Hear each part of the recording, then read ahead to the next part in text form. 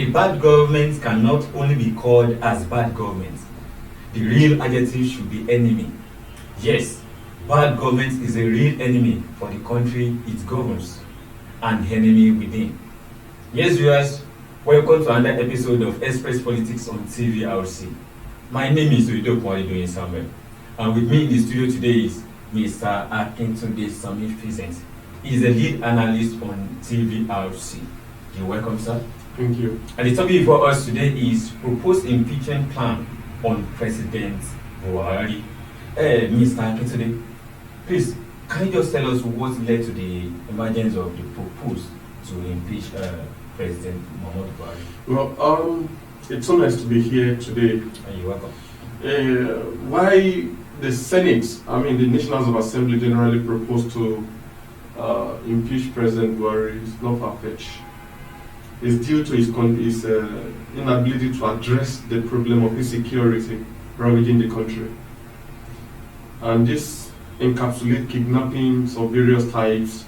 You agree with me that recently we all saw what happened during the Kaduna train, of the Kaduna train. And also recently, the people that were abducted recently, you also the way kidnappers were flogging those they were abducted. So, and not just that alone, even the economic crisis. Just yesterday, dollar to naira it amounts to something around 700 naira plus or thereabout. So its inability to address all this issue is what actually propelled and instigates the impeachment that were orchestrated by the National House of Assembly. All right, thank you very much. Let me read this article to dive to my second question. According to the House of Representative members, the expirations of the 6 weeks ultimatum given to President Muhammadu Buhari to nip in the bud the problem of insecurity in Nigeria, and without change, they would be forced to issue an impeachment notice on the president, just as they have vowed that they would immediately commence the gathering of signatures from members to remove Buhari from office. Now, my question is, why now?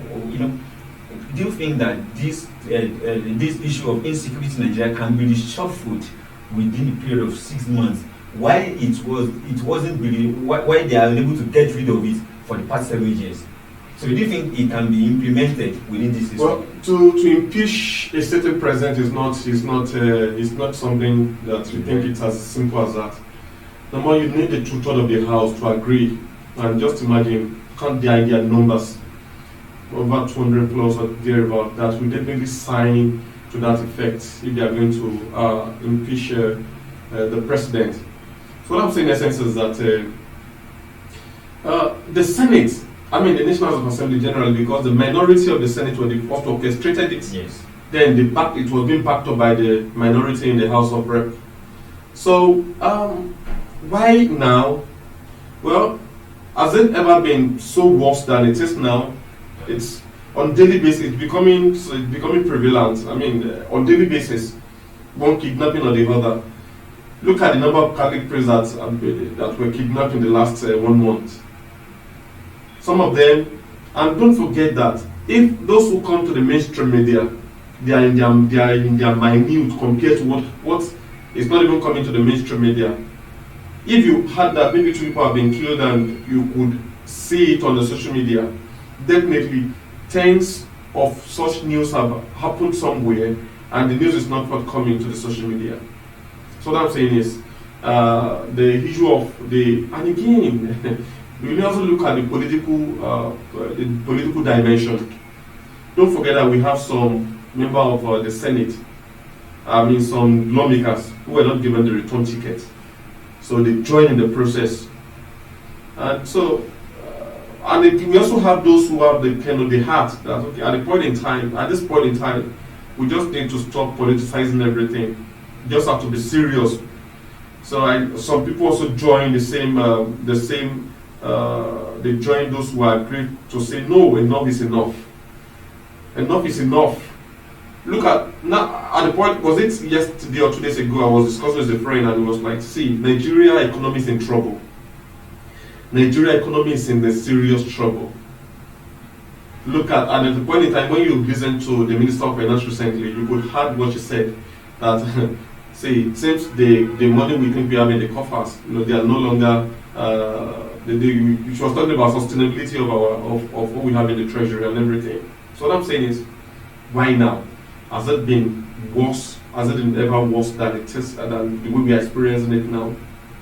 So my opinion is, well, if the Senate raised it now, or the National Assembly generally raised it now, and they are able to exhaust that particular period and nothing has been done, then they could just go ahead. It's a commencement. They commenced the process. It's still very much in the pipeline. They are going to wait till the ultimatum. I just hope, because nobody pray that a president should be impeached or. But the point is, if that is going to be a wake-up call to the presidency, look how many months. Look at the number of our students that are at home. Mr. Gene, sorry to cut you short. Don't you think that these people are trying to close the stable door after the horse is gone already? 7 years and also almost 7 months as it spent. We almost are maybe 5 months now. I just see it in a way that maybe these people are just closing the stable door after the horse has gone, because before they could implement this thing, don't think that things would have gone from worst to worst. No. It's still very much, we cannot close down, we cannot just be pessimistic at this point in time. Okay. It's good to be optimistic about it. What is actually happening? For example, it's just like the issue of electricity in this country. Don't forget, when there is no electricity in the country, and all of it for 2 or 3 days, and all of a sudden there is a kind of a light somewhere, or there is a power hub somewhere, maybe the PCN, they just chose to give some people electricity. Come and see the way people will be jubilating. There's a popular saying, up NEPA everywhere. So what I'm saying is, see, at this point in time, we are all hoping. Everybody wants change in this country. We want a change, not just a change for the name of it, a real change. I mean, everybody wants something done better, not just the caricature of what we are experiencing now. What I'm saying is, if today the hassle, the issue of education is being addressed in this country, and as we are told to return back to school, we all jubilate. But the point is, we want a lasting, want something that is going to stand the test of time. Not just a little jubilation that is time frame, maybe for 2 or 3 days, and they are back again. They are back to different. So what I'm saying in essence is, if the Senate are calling the shot now, it's never too late that they are calling the shot. And I know the purpose of calling the shot is not really to denigrate or to really dump down or to remove the weight or the kind of power the president carries. No. They are throwing the shot. They are calling the shot because they want a change. Our next, the most secured, like I said, for the opting time, one of the capital territory should be the most secured area in the whole of Nigeria. Look at terrorists infiltrating the capital territory. And don't forget again that if the power, where the power lies, if it's collapsed, if that power hold collapse, then what becomes of the little states that we have in this country? If that part of the country is not secure. So look at the way the terrorists now, they are infiltrating everywhere.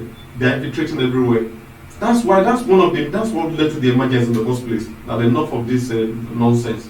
How can terrorists, all these guys who are not well trained, be infiltrating our country, be infiltrating everywhere in the country? So it's a wake-up call to the president. Not just, I wouldn't want to say to the president, well, he's the one in charge anyway, but to the presidents generally, because he has those he worked with. He has a team. Yeah, they should come together and look at and one of it is what really recently happened. Was it yesterday? But I don't know how that will really drive out the change we're actually agitating for. Like the military, they were not changing the commanders. They're changing the commanders of. Don't forget these commanders. They are also high-ranking officers.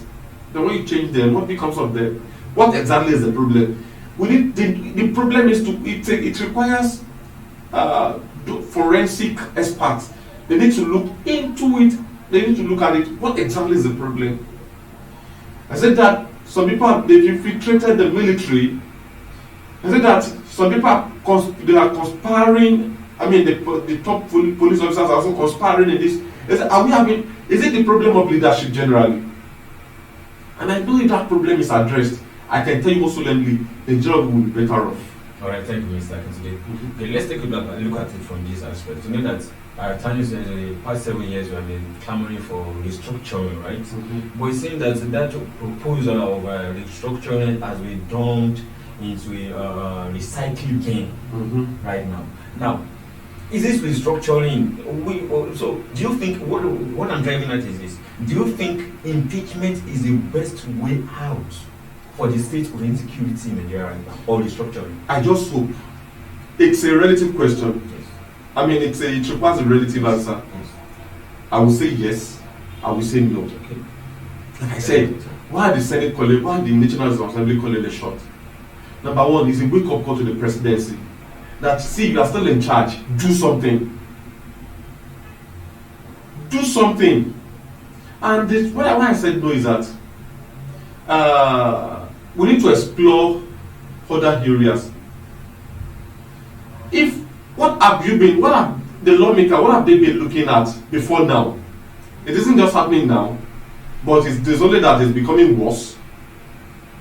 But what were they looking for? What were they looking at before? If it were to be people that were actually serious, quarterly, the military operatives, they should be coming to the National Assembly to give reports. Tell us, how many people, what do you have within your listing? We saw on social media that people were killed, people were kidnapped. What are you doing? They should come to the House of Assembly. They should come and give reports. Because do you know how much is being accrued to the military operatives in this country? Virtually every time. They are the ones taking, and don't forget, they are on the payroll. Their salary is always at the forefront of the payroll. So why is it that these people are having upper hand? That's why, see, leadership is not, let me use my popular, what I used to say, we used to say back in the school, that leadership is not more.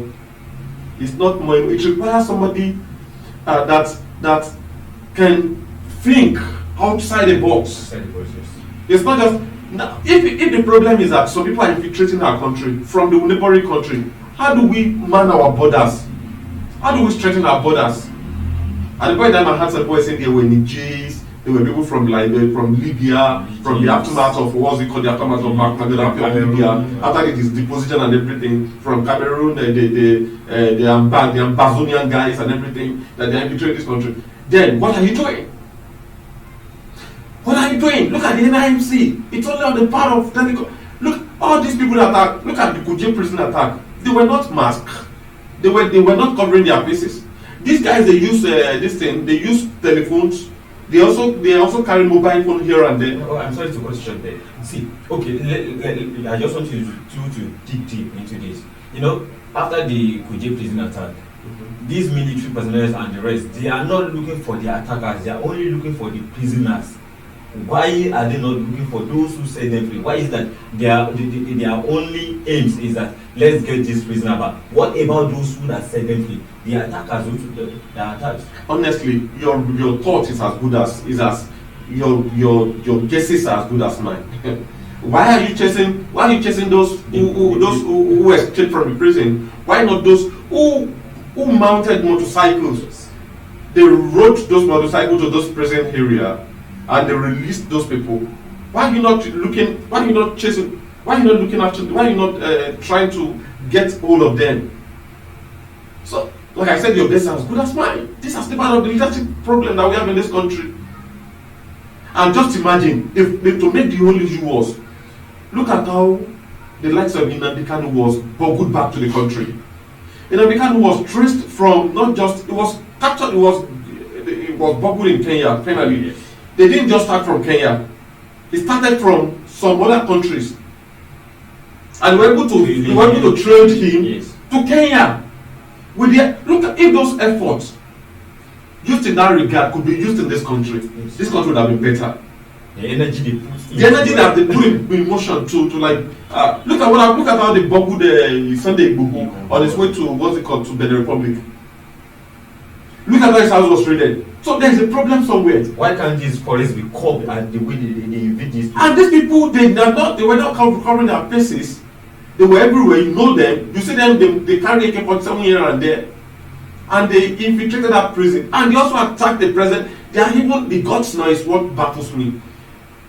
They are even attacking soldiers now. They are attacking militaries. I mean, the guts is just so magnanimous that one could only ask that what's actually wrong in this country? What's wrong with us in this country? It's a serious one. Well, I only pray that our voice could speak anyway, could speak in this country. Okay, Mr. Akintunde. But would the voices being heard or not being heard is that we are going to do our own part here. We are going to address them. We are going to talk to the issue. So when we talk to the issue, like you said, let's hope that is whatever we are saying that is being heard. But the point is, we cannot just do words, not talk about it. Yes. So we just have to talk about it. Okay, Mr. Akintunde, I just wanted to put in an instance, and I want you to justify. I want to see how you justify this. Let's assume that you are in the best position to advise President Muhammadu Buhari, you are his best friend. With the state of the country right now, and with the state of insecurity in the country right now, seeing eyeball to eyeball, you guys talk, what is going to be your advice? Well, my number one advice to the president would be like, I've been a friend. Yes. Okay. My number one advice to him would be, number one, he should declare a state of emergency on insecurity in this country. A state of emergency on insecurity in this country. Number two, enough of taking the back seats. He must be involved in the military operations, military process that is going to occur in this country. It must be right in the middle of it.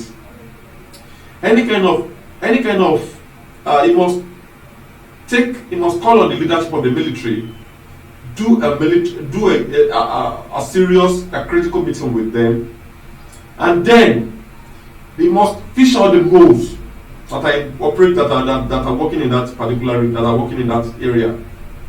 Not just in the military alone, even to the police. What exactly is the problem? There must also be in short, it must be at the forefront of this setup. Not just, and another thing I will advise him is enough of this cumbersome, this kind of constitutions that we are using in this country. Enough of living a life that is. Before I delve into the constitution, this one is very urgent. It's very essential. We need to cut our coat according to our sizes. Look at in some countries, like in Tanzania, some years back, what is producing? You eat what is produced in Tanzania. It is when you have enough money that's when you can raise up your shoulders. But the country, if we are saying okay, there's no money in the country, let us look within, and it must be from the leadership. They must lead by example, not just you are telling us to do it and you are not leading us. You are not showing us example. So these are things that they must also, the constitution also, they must there should be a number of amendments. Don't build lies on lies. You need to look into it, and if it's going to be expunge it and create another one. I think that's it. Yes, thank you for coming, sir. Yes, just I told you before, I did talk from Mr. Akintunde, and there you really draw the curtain today on Express Politics. Do join us next time for another episode. Stay tuned. Don't go away. Bye.